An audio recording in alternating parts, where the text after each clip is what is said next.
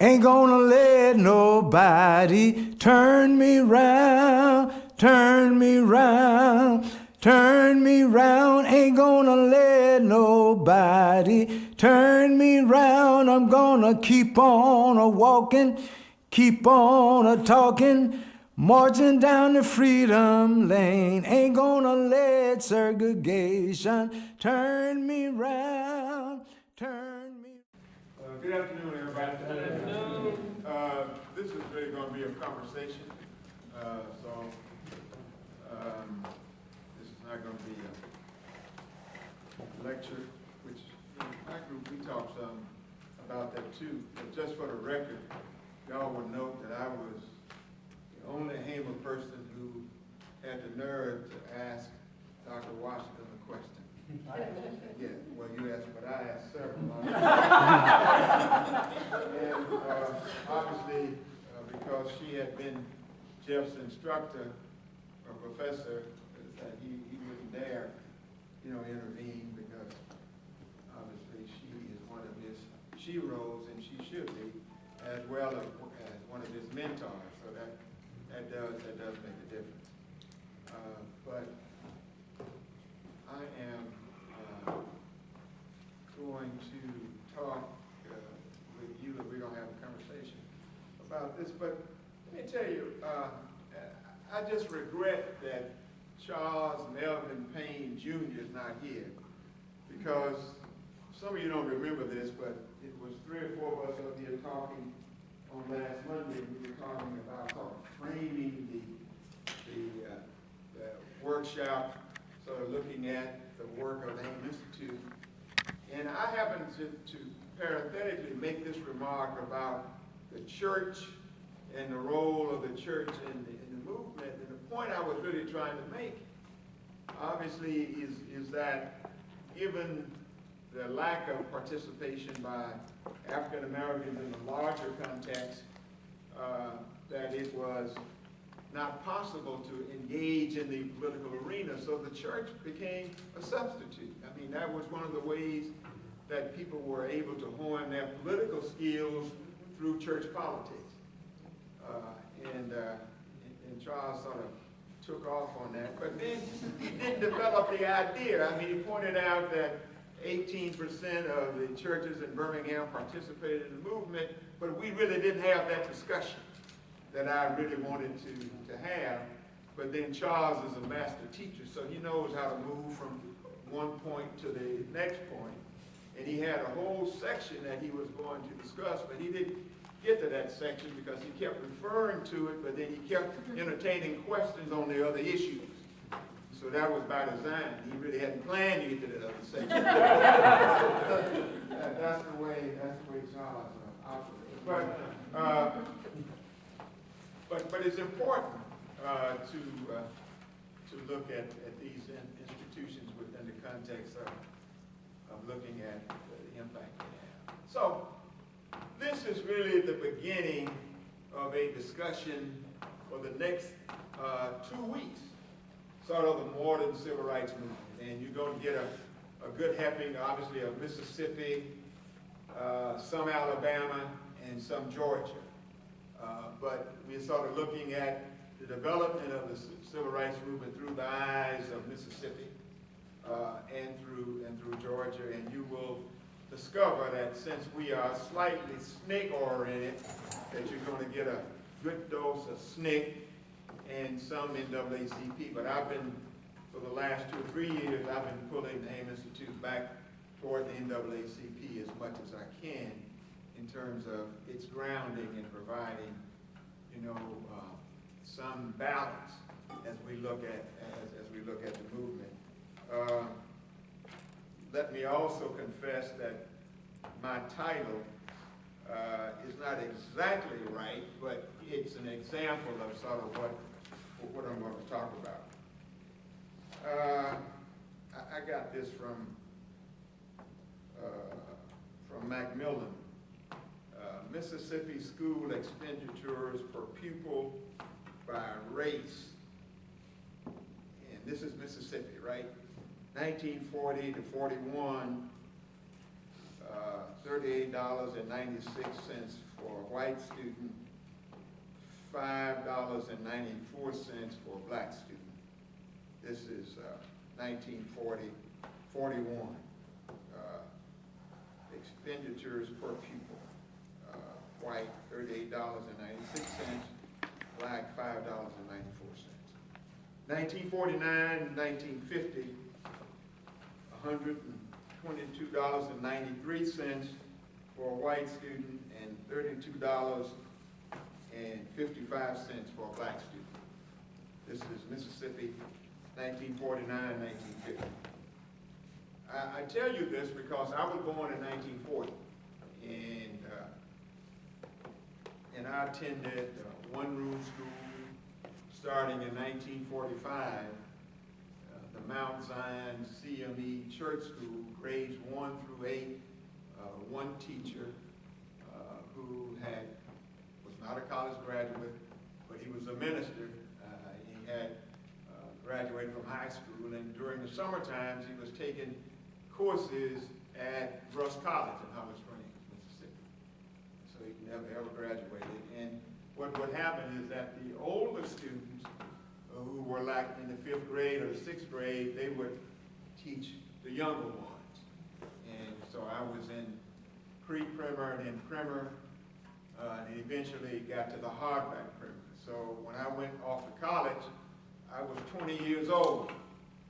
And students asked me why was I so far behind in my studies, and I explained to them that I went through the ABCs, the softback primer, and then the hardback primer. The hardback primer was equivalent to 1st grade.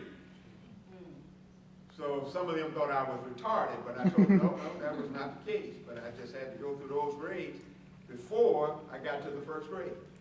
And then we spent instead of 9 months in school, we spent 6 months in school. So that was sort of the beginning of my educational sojourn, from Mount Zion Church School, starting there. So when I was born, which was during the war, and the end of the war was 1945, and we talk a lot about the role of the World War II veterans returning from wherever they were fighting and coming back and participating in the movement. But even before that, Du Bois talks about the World War I veterans returning and fighting and not being able to wear their military uniforms on the streets in some of these small towns. But some of those veterans brought back a consciousness about participating in the political system. So although clearly it's a larger number of black veterans returned from the Second World War, but even the First World War, there was a conscious level. My grandfather, for instance, was in World War I, and clearly he was a much more enlightened citizen after spending 2 years in the war. He didn't do much fighting, but he came back and was an entrepreneur and was a leading light in my community and his community because of his military experience in part. So this institution building is something that was developing in spite of what was happening in the larger context. So let's think about these institutions in terms of their development, why they developed. You know from reading John Dittmer's book, if you got to that section where he talks about the NAACP, the first chapter in Mississippi was established in Vicksburg in 1918. And then he points out that it was rechartered again in the 1940s. So what do you think happened between 1918 and 1940.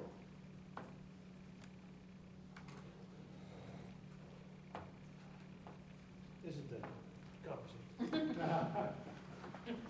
That's right, this is a conversation. Yeah.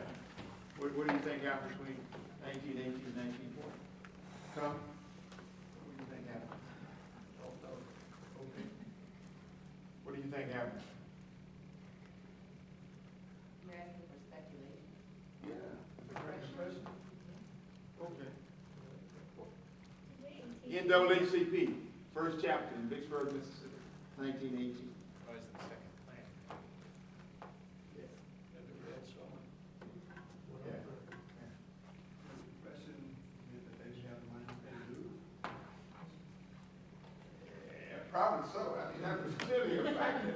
But think about Mississippi in 1918. Think about America in 1918. Think about being a member of the NAACP in Mississippi or South Carolina or Louisiana, right? I would become a secret society Fearful, that's right, absolutely. Fearful, wouldn't they be? because their mortgages could be called in, their jobs could be up, their names could be in the local paper. So therefore, you know, being a part of an organization that is considered anti-status quo is dangerous. Dangerous. So they could be killed. You could be shot. And you could be killed for having an NAACP card on your person, right? If they ask you, you accidentally fumbling through your wallet and your NAACP card dropped out. You know, you could be physically harmed. So it was not uncommon for these chapters to be formed. Then after 2 or 3 years or 2 or 3 months, because they were basically underground in these small places anyway, they would disappear because it was just too dangerous to be a member of the NAACP in Indianola, Mississippi in 1918. You know? Did they disappear completely, or did they just go underground?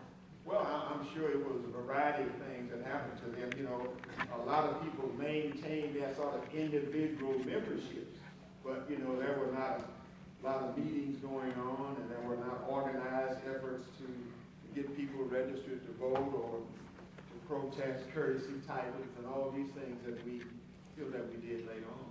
You know, so that was the problem. Keith, can we go to the next slide? You see, this is from Macmillan. The Black Mississippians' role in public policy formation declined sharply after Reconstruction. And by 1900 had all but disappeared. Yet they maintained their own political institutions that should be nurture a position of political activism and kept alive in black interest in public affairs that brought heightened purpose and dignity to black lives. They accommodated themselves to a system they could not materially change, but they never conceded that politics was white folks' business. You know, this really is sort of the heart and soul of this idea of institution building that we talk about in the AIM Institute. Because it's very clear that in spite of the difficulties, people were developing ways to navigate the system, whether you're talking about fraternal orders or sororities or business enterprises, you know, institution building, you know, was occurring. So even in small town communities across this state or across Louisiana, South Carolina, any place in the American South you want to point to, this institutional development was going on.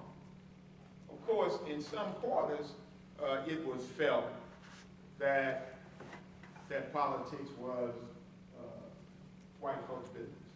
But generally speaking, black folk were practicing the art of the possible within the organizations they were part of. So the reality is that they didn't give up on the system. And if you had that mindset about institution building, and if you were a veteran from World War I or World War II, right, then you would even feel more dedicated to the proposition that you need to build these institutions and that you have a right to actively participate. So this idea of institution building was integral to, to what they were trying to accomplish, as a group. And, of course, along with the church and the other institutions, you had that idea. Just imagine that after Plessy versus Ferguson, right?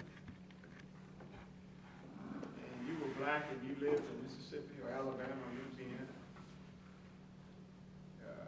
and you had been told by your government, by the authorities, that you had to maintain this second-class status because what had been tradition had now been codified, by the courts. You have to sort of go within yourself to say, what can I do to overcome this? I mean, what should happen? I mean, should I give up? Should I drink myself to death? Should I go crazy or what? Move to Chicago. Yeah, then you drink more when you move to Chicago, Yeah. But that's, so hey, because, the problem with what's sort of following you around. Because if any of you who has ever, and nobody here has been drunk, but let me tell you, once you overcome the drunkenness, the problem is still there. I mean, whatever you were trying to drink yourself through, when you wake up the next 2 days, the problem is still there, So they discovered that the problem, was still there. But we're inspired. So, this is such a remarkable story, and from the standpoint that in spite of the difficulties, they were willing to dig deep and to build institutions. Keith? You've got to be a black man in Mississippi at least 24 hours to understand what it means to be a nigger. Theodore Roosevelt Mason Howard. At least 24 hours. Keep out. That's Francis spelling, I understand. But you've got to be a black man in Mississippi at least 24 hours to understand what it means.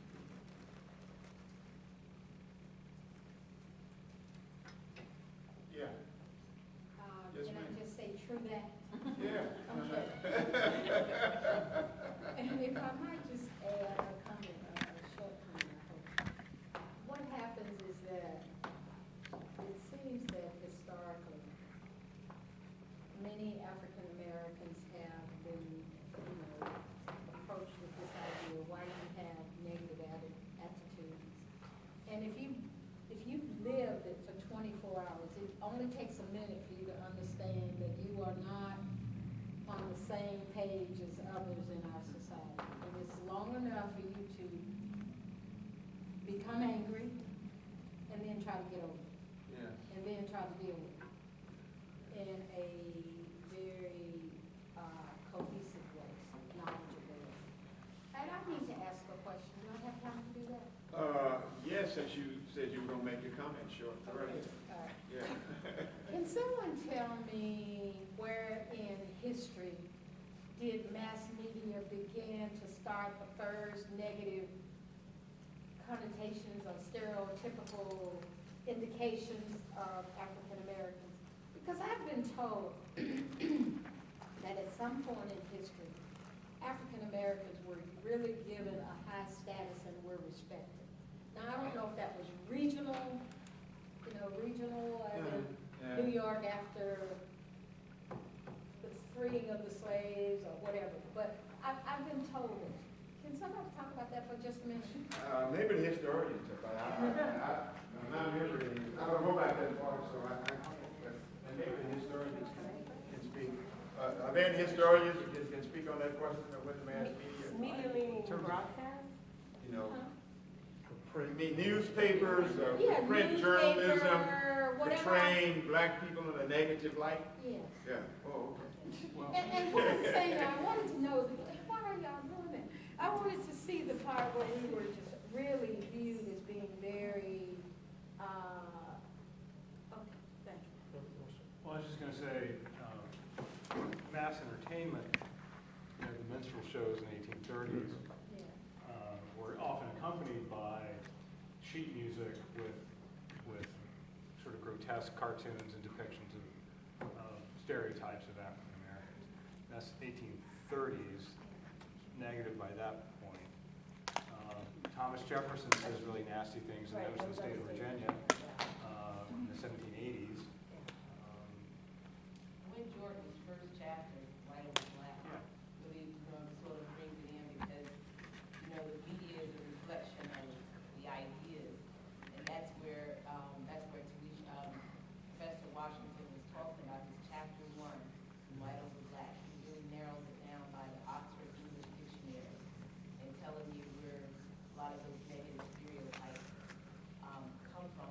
He also does a great job in the next chapter answering your question about how blacks and Africans themselves felt about whites when they sort of engaged. So in the first 2 chapters of White Over Black, published in '68, you really get a good idea about the ideas. And by the time Phyllis Wheatley is writing, she's actually countering a lot of the negative stereotypes. So I think maybe we can say that we can distinguish between the black press and the white press, the black media and the white media. The black media would have those kind of portrayals. I don't, my knowledge of the history of media is limited, but in all of my readings, I've seen very few outside the abolitionist press, which represents a very small fraction, although it had a fairly wide circulation. But there were very few white abolitionists in the United States, a lot of black abolitionists, all of them, but very few. So outside of the abolitionist press and the black press, I haven't seen too many positive, dignified portrayals of Africa. It is a But in book. the black press, you can see quite a bit. It's a book called Screensavers. I don't know if you ever saw that. Saviors, like Savior in Christ. It's an interesting book in the sense that it looks at 20th century depictions of African Americans. On the cover of it is the Man in Black, and it's Will Smith and Tommy Lee Jones. Have anybody seen that book? Men in Black. Yeah, Men in Black, yeah. And so in Screensavers, that's the cover, and it really does a very in-depth analysis of 20th century movie. But Mia Bay's work on the white image and the black mind flips the script. George Frederickson. That might be helpful as well. Is that- George Frederickson also. George Frederickson wrote a book at that time. Yeah. Yeah, Jim? When we're done with this, you made me think of something, and I would like to recite a poem when we're done with this discussion. Oh, okay. Well, good. Hold the phone. You have got to be a black man in Mississippi for these 24 hours to understand what it means to be a Negro. Wasn't that, was it John Howard Griffin? Black Like Me. Black Like Me? Yeah. You know, what he did?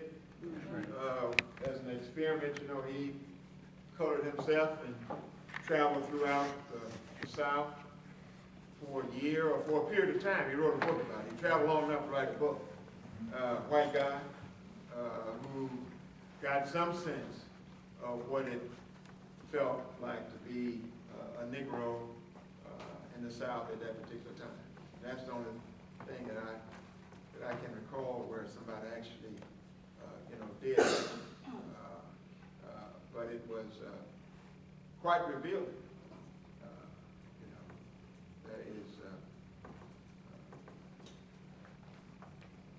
There was a lesson in that, or I'm sure.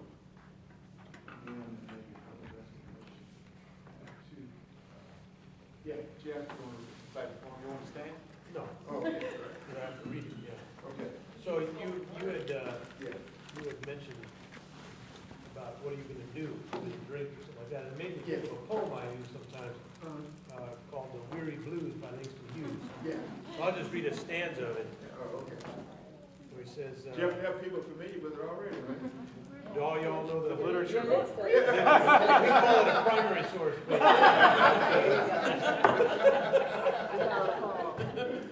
but I use poetry and literature. And so it goes, I got those sad old weary blues. I don't know where to turn, I don't know where to go. Nobody cares about you when you sunk so low.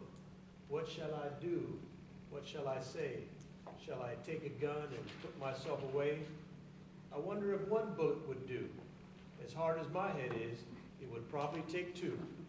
But I ain't got neither bullet nor gun, and I'm too blue to look for one.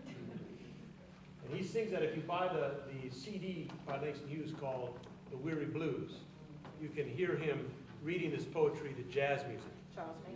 Charles Mingus on one side and another dude on the other end. And I use that in my classes all the time.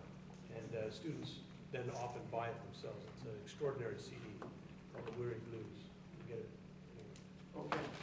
Thank you, Jeff. Anybody else with another form? Not a Oh, poem, but yeah. I'm just gonna Right. say that I really appreciate the fact that we were asked to read Black Boy before we Yeah. came here. I can see, I've never read it before. Oh. I know. Really? Okay. Just All right, okay. I mean, It's the 19th century. Yeah, okay. but I could see using that or portions of it Mhm. to get across this kind of Yeah. idea to students today. Yeah. So I just think, thank you for suggesting that. Yeah. Thank you all for suggesting that.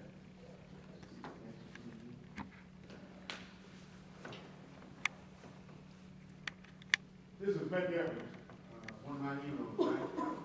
In this struggle for race, in this struggle, in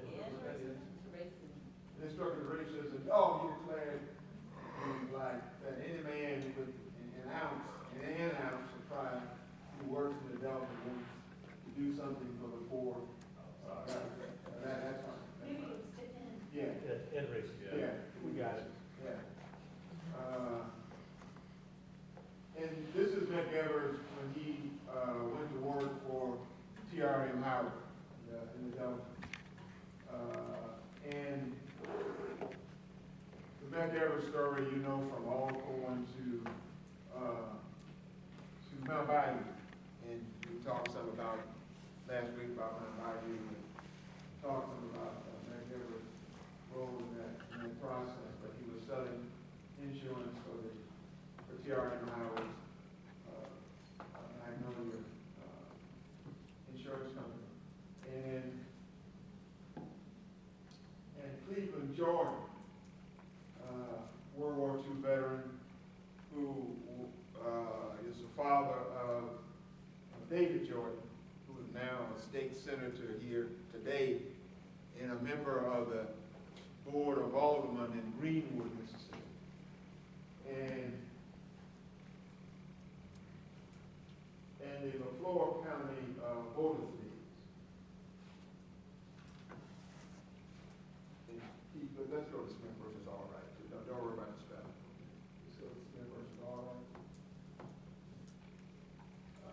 Smith versus All Right, 1944. Obviously, some of you that teach history are very familiar with Smith versus All Right. And if you teach literature, you're probably not as familiar with Smith versus All Right.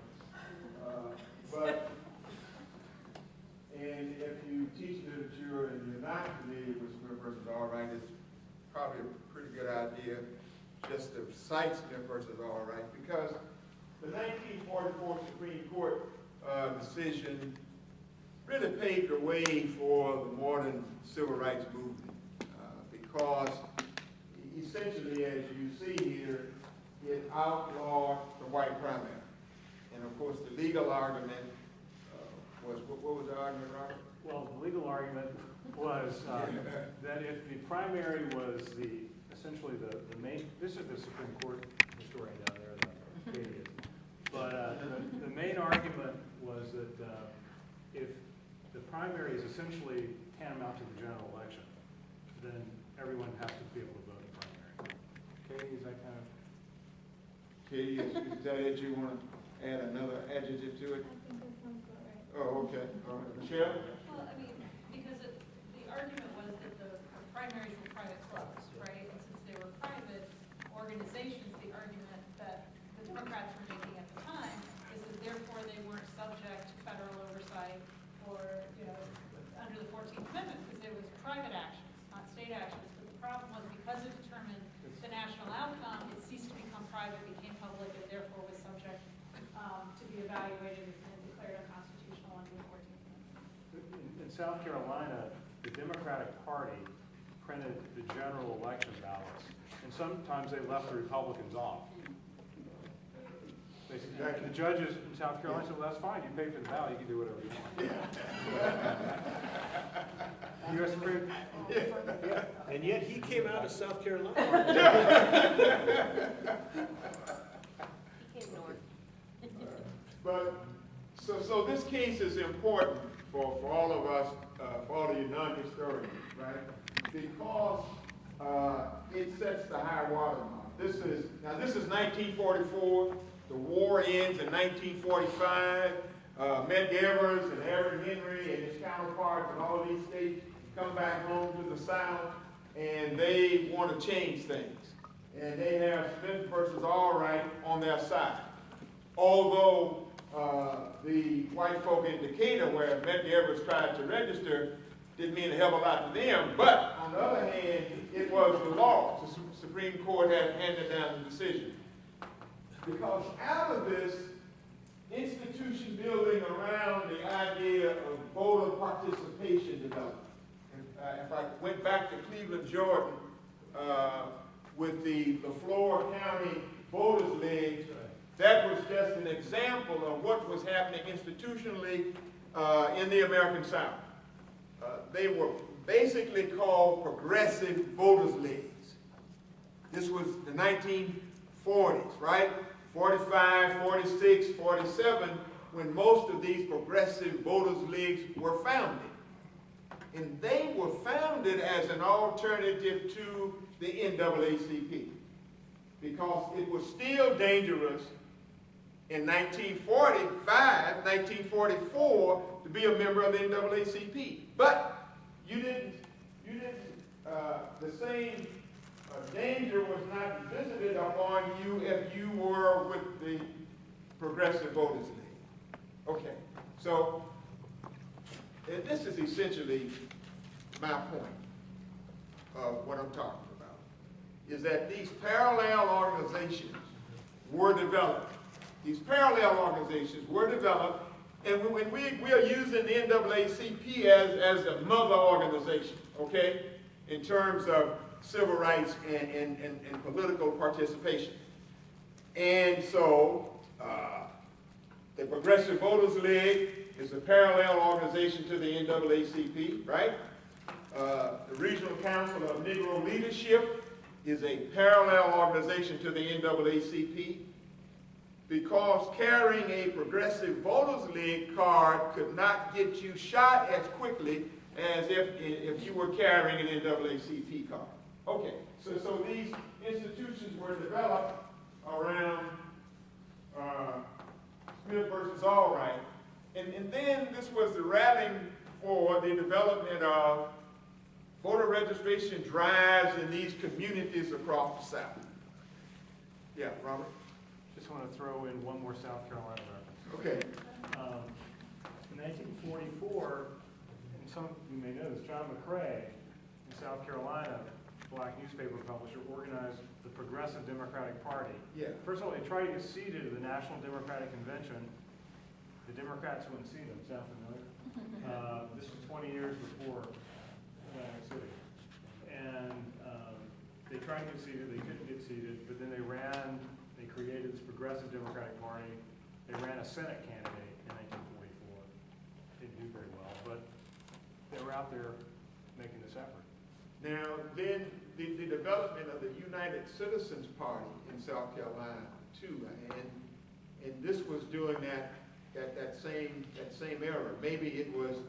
Maybe United Citizens Party of South Carolina. They also challenged. Later, yeah. Yeah, they also challenged the regular Democratic Party at the Democratic National Convention. They were vying for the seats, and this was also in the 40s. Right. You know, All because of this. yeah, all because of Smith versus Allwright, exactly. So Smith versus Allwright is important when we're talking about the development of the modern civil rights movement, because around the Supreme Court case, the development of these parallel organizations that sprang up in different places, Louisiana, Mississippi, et cetera, so it becomes important, within that context. And Question. I'm sorry. Well, a couple questions. Go ahead.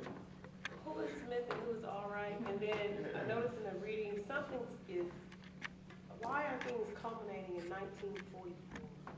Well, I don't know. It was a very good year. Thank you. That's Yeah. great. Okay. Well, this was obviously 1944. This case, Smith versus Allwright, goes back really to 1921. So all of the Supreme Court scholars in the room can tell us all the cases, but it started in 1921 with cases that were in Texas, some in South Carolina. But Lonnie Smith, as in Lonnie Liston Smith, but that's not that Smith. But Lonnie Smith was a resident of Harris County, Texas, which is Houston actually, right?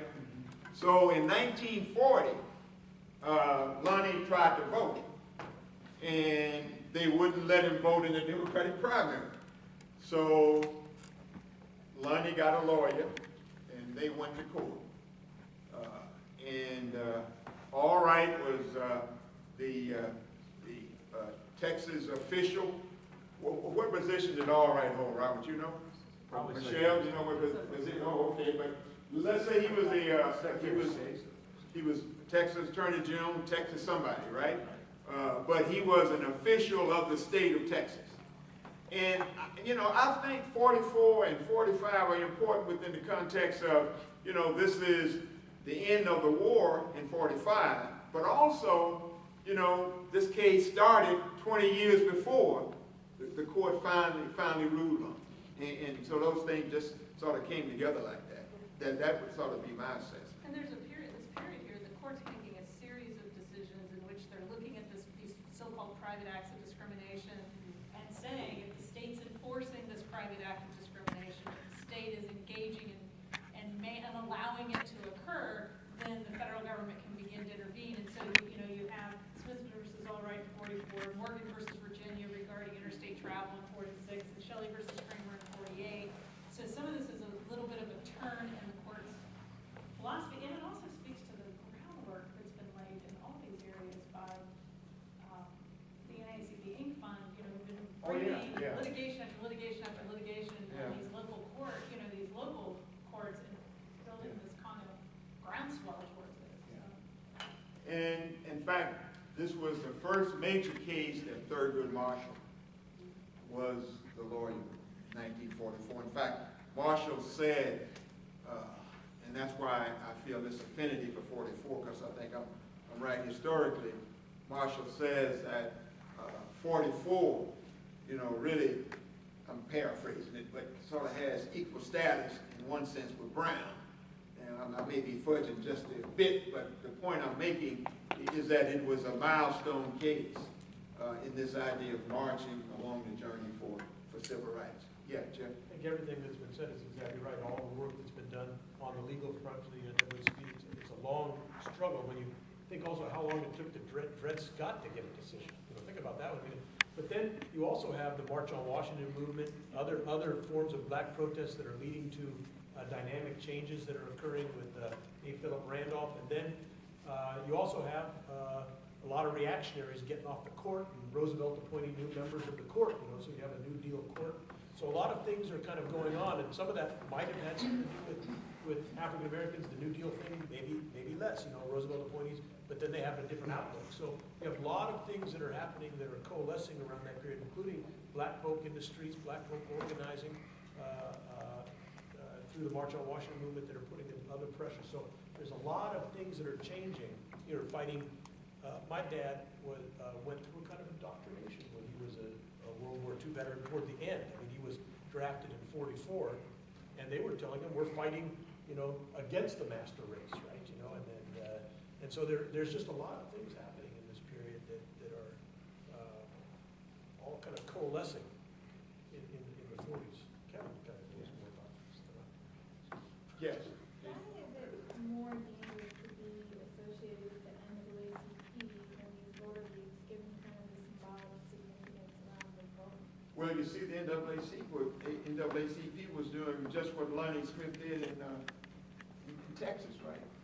He was filing these cases, and he was trying to change the very fundamental laws that these people were governed under. And so the NAACP was much more of a threat because they were trying to fundamentally change the system.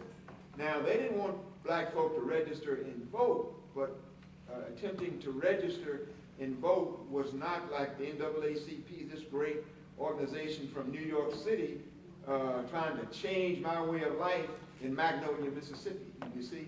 So it just made a real difference.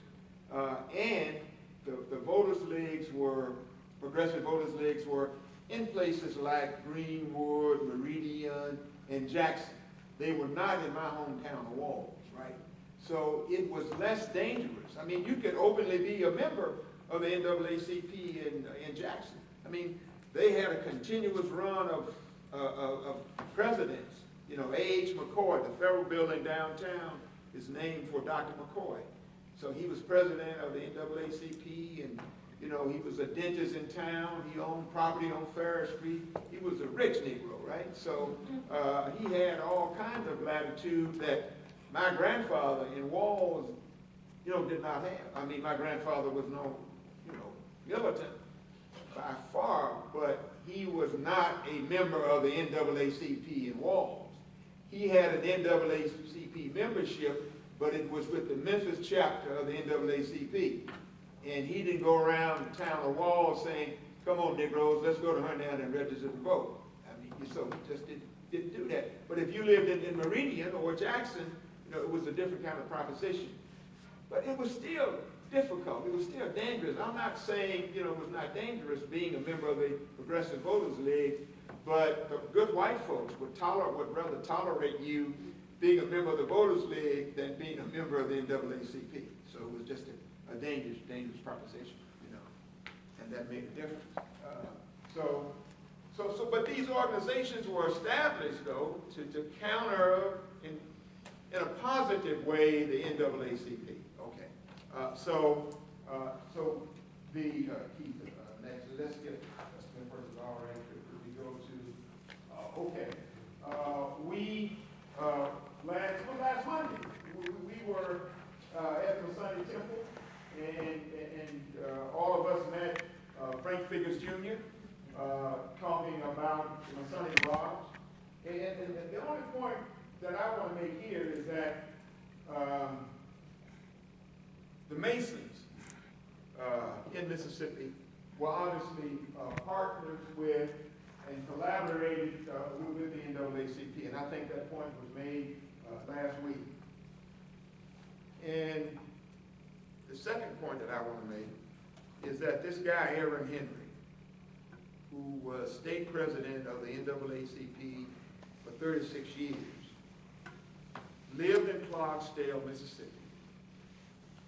The head of the Masons in Mississippi at that time also lived in Clarksdale, Mississippi. They were collaborators. They were partners.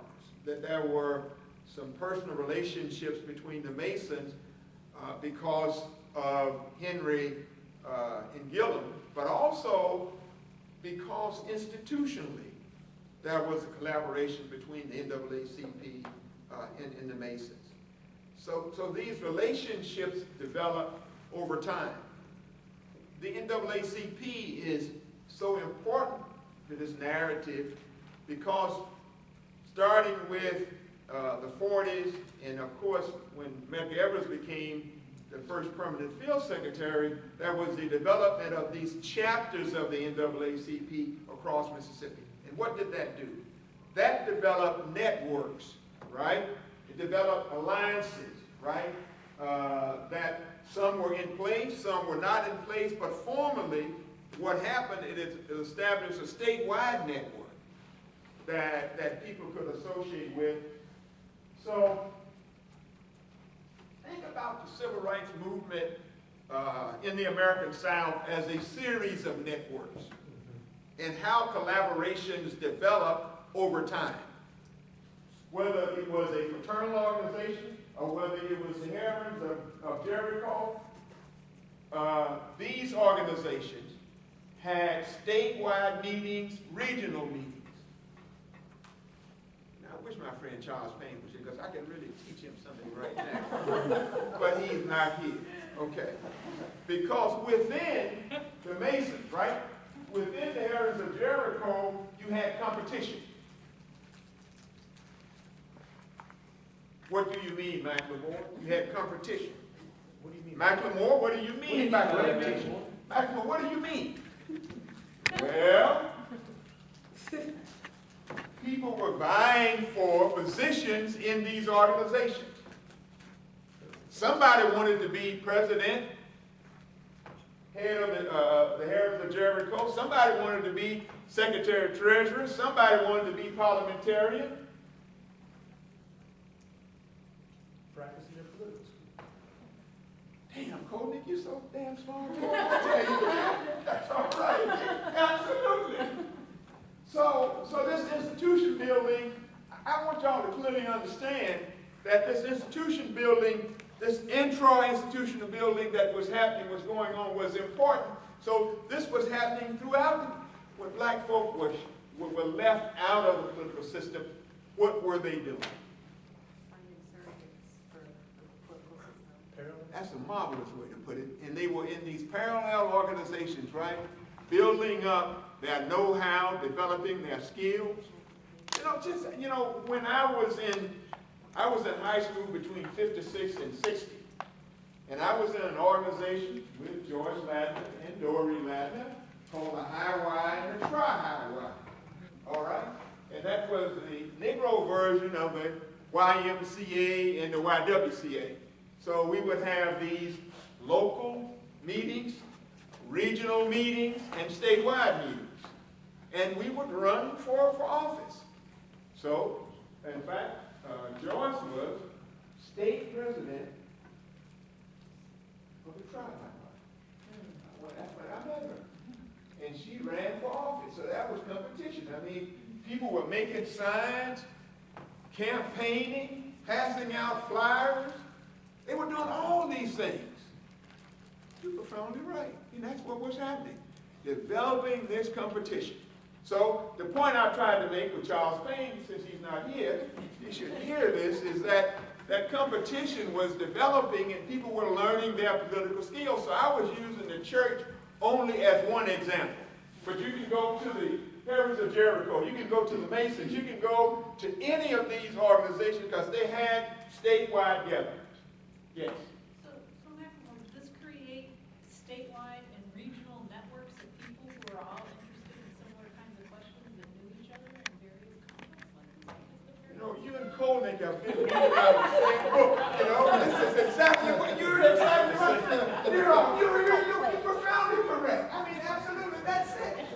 So then, these people are practicing for the big dance. You don't go to the prom and can't dance, Bob, but you have to practice. Robert, you have to practice. If you could not dance, you have to practice. So when you go to the prom, you'll be able to at least slow dance, right? So you have to practice. So they were practicing for the big event, Derek. And that's important. So if we look at clearly we need more scholarship on the development of these organizations over time. We people who are writing dissertations, who are writing theses and stuff like that, we need more information on this because the competition, was there, and there are papers available. Let's go to the next. Okay. Knights and daughters of Taking, right?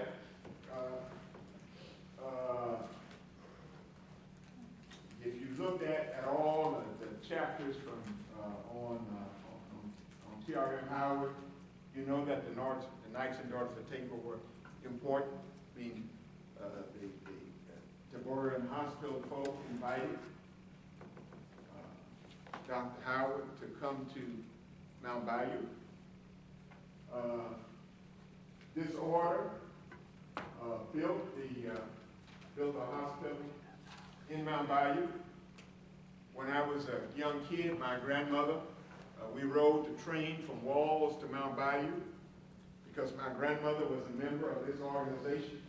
She paid her monthly dues. My grandfather went to the hospital there because they were paying their monthly dues. My first experience of seeing a zoo, animals in a zoo, I saw in Mount Bayou. But this organization was responsible for it. So I called Mount Bayou earlier today. And, for years the hospital was closed. And now it is being reopened as the Taborian Urgent Care Center in Mount Bayou. And, of course, Dr. Howard was the chief surgeon at the hospital. But this organization, so my grandmother was a member of the local chapter of this organization in DeSoto County, Mississippi. And they had regional meetings of several different counties in North Mississippi. And they would have the statewide meeting in Mount Bayou. So that's why I was in Mount Bayou with her on more than one occasion, because she was attending the statewide meeting. Now, my grandmother didn't have the kind of personality where you would make a speech and run for office, but I clearly understood then that there was a hierarchy, there was a leadership, within the Knights and Daughters of Taking. But this was a civic organization. A lot of these people were middle-class black folk, and they were, having conversations with people who were not exactly middle class, but it was a mixture of people.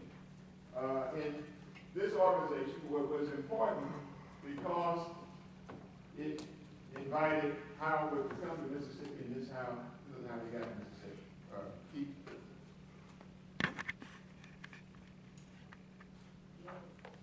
Deborah mentioned the other day about this idea of business, entrepreneurship. The National Negro Business League. Her favorite, Booker T. Washington. We don't want to get in that debate about Washington and the boys, but this was an important part of these parallel organizations. And you read in the 3 chapters I assigned you that in 1910, there were more than 10,000 black people in Mount Bayou to hear Booker T. Washington speak about this, because Isaiah T. Montgomery was a disciple, a follower of Booker T. Washington.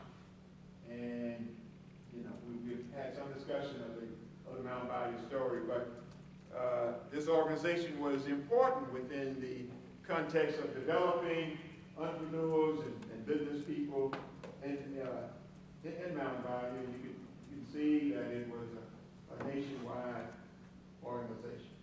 But the National Negro Business League. And of course, there's Booker T. Washington, right there, up front, yeah, okay. And we will have this discussion about Washington later on. Okay, all right. Was this a very male-centered organization? Well, you know, this was an organization headed by Booker T. Washington, right? And Mr. Washington had a way of navigating the universe, right? And one of the things we can say about Mr. Washington, can't we, is that Tuskegee still stands. Hello? And Like, could that be said? I regret they changed the name, but Tuskegee still stands. It's Tuskegee University. But could that also be because of the work of his third wife, Mary, who had a lot to do with his legacy? Oh, God, yeah, absolutely. I think all of his wives made a contribution. Steve, I think all of his wives made a contribution. No question about that. You know, Booker T. Washington couldn't have been the man he was without those women. You know that. Come on. They had a profound impact. But now when we finish with this argument, discussion about Du Bois and Washington, one of the things that you can always point to is that Tuskegee still stands. And is still educating men and women. You know, that's a fact. So whatever position you take on Washington, at the end of the day, you know, what was this book, Up From Slavery? Yeah, Up From You know, Slavery. and some of it was probably fiction, but a lot of it was fact. It was. You've seen it, right? Oh, okay, all right. So you know what I'm talking about. You know, okay. And then he left, Yes. and he left Tuskegee $1.4 billion in endowment. Yeah, and it still stands. That's right, absolutely. And that's important. And that's important. Will you clarify for me if the Herons of Jericho were co-ed, or if they were just male, or if they were female? No, but they were a female. That's what I thought. They were female. Okay. Yeah, oh yeah. Okay, Yeah, that's what I thought. Yeah, it's still around. It's still around, absolutely. Yeah. Okay. Isaiah T. Montgomery and Charles Banks, et cetera. I think we're going over some of that. Okay. And that's running together and non-binding. Okay. Mississippi Federation of Colored Women's Clubs, founded in 1903. Again, it just simply points up my notion that these parallel organizations were developing. This is 1903, right? Pleasant versus Ferguson was when? Okay, and this is 1903. And just think what was happening with these people forming organizations in spite of what was going on in the country. And again, statewide, nationwide network of black people getting together.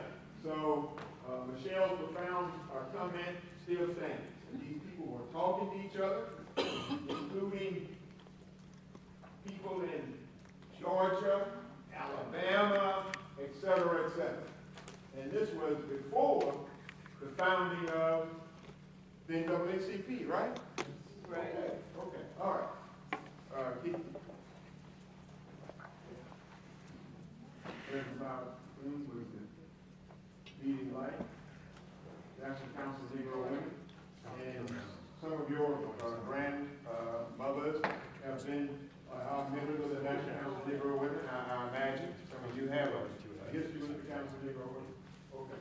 Steve, let's move here. I got 5 minutes left. Okay. Regional Council of Negro Leadership, 1951. And you know, we are really discussing the Council of Negro Leadership primarily because of Medgar Evers, but also because of T.R.M. Howard, who obviously was an amazing man. Charles Evers, the brother of Medgar Evers, Charles Evers still lives actually. He's 91, maybe 92, but looks like, I don't know, he's still, you know, I want to look that way when I get to be 92 or 95. My doctor said if I keep taking those vitamins, I could live to be 110. I don't know, it's a possibility. But Charles Evers notes that he heard T.R.M. Howard speak, and of course he heard Martin Luther King speak. and he indicates that T.R.M. Howard was on the same par with Martin Luther King Jr.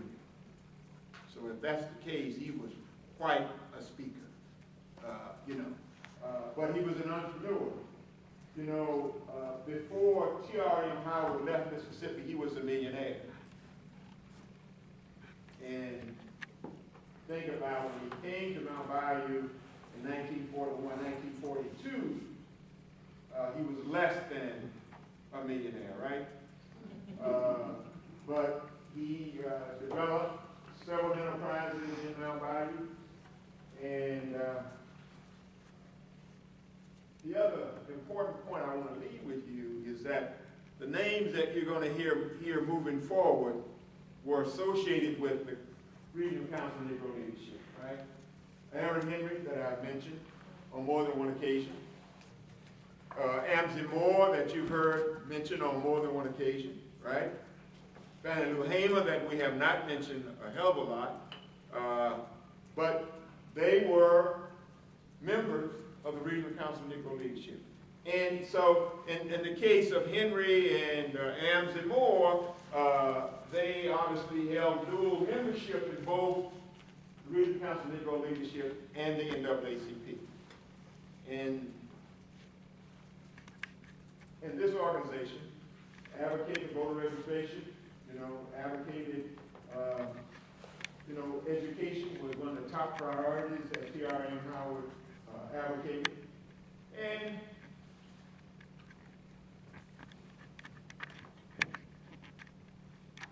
in a very real sense, T.R.M. Howard was a diplomat, because you had to be a diplomat to do what he did in Mount Bayou and make peace with the good white folks in Mississippi or in Bolivar County where he lived. But these parallel organizations, like the Regional Council of Negro Leadership, like the Progressive Voters League, these organizations were important in the development of the civil rights movement, but also clearly in the development of greater and larger political participation by black folk in the political system. And when T.R.M. Howard was sort of forced to leave the state, this organization fell by the wayside, but we are into the 50s, and we are into Medgar Evers in 1954 becoming the first permanent field secretary of the NAACP. And then the atmosphere, the climate began to change because NAACP was front and center as an organizing organization in Mississippi. And Jeff and Michelle are going to talk about Emmett Till and some other issues, and I think primarily Jeff is going to do most of the talk. Yes, correct. Could you talk a little bit about the nature of Mount Bayou, what it was like? Well, it was carved out of the Mississippi Delta, and Isaiah T. Montgomery and his father had worked for the Davis family, his father had been a manager on the plantation, okay? And after the Civil War, during Reconstruction, and then when they went to Mount Bayou, the option was to build essentially an independent black oasis. The argument then, Isaiah T. Montgomery was at the 1890 Constitutional Convention. He was a lone black person there. He made the sort of Booker T. Washington argument, right? That when it comes to things political, we don't want to engage in that because we have other work to do. And so we want to segregate ourselves. We want to be in charge of our own community. So just think, white folk were not going to object to some Negroes who wanted to be by themselves. They didn't want to bother white folk. They didn't want to register and vote. They didn't want to run for no office outside of Mount Bayou, which another point I failed to make. Obviously, if you were running for office in Mount Bayou, you were also developing your political skills, right? Because Mount Bayou had a mayor, you know, who was a Harvard Law School graduate, you know. So Mount Bayou was this place that I came to with my grandmother when I was a kid, because they had a zoo, they had real restaurants and that kind of stuff, paved streets, all the things I didn't have in my hometown, right? So it was an example of what middle-class black folk could do and were able to do. And so it obviously was one of several independent black communities throughout the South, but especially, as you well know, Oklahoma probably had more black independent towns than any other state in the South. But Mount Bayou provided that ability to provide leadership and economic development. And you know from reading the chapter that T.R.M. Howard had a great collaboration with the Tri-State Bank in Memphis, Tennessee, which was the largest black-owned bank in the country at that particular time, Universal Life Insurance Company, based in Memphis, Tennessee, one of the largest black insurance companies. So they had made those connections, those networks that I've been talking about, because they were important within the context of developing the whole civil rights thrust. And so Mount Bayou clearly played a major role in that process, because they could have 10,000 black folk at a meeting in Mount Bayou talking about economics and business and everything else. As Amson Moore pointed out, Amson Moore would form these singing groups, these quartets, and he would go from church to church. In addition to sending people to heaven, he was also writing NAACP memberships. You know, so just think about what was going on in Mount Bayou. Negroes were eating barbecue, drinking liquor, writing NAACP memberships. All the different things that you would do at such a gathering. And that's the ability to do that. I mean, if you were in charge of your own deal or your own arrangement, so Mount Bayou provided that avenue. Yeah. Okay. So we're going to hear now about Emmett Till. Is that it? I'll take a break. Okay.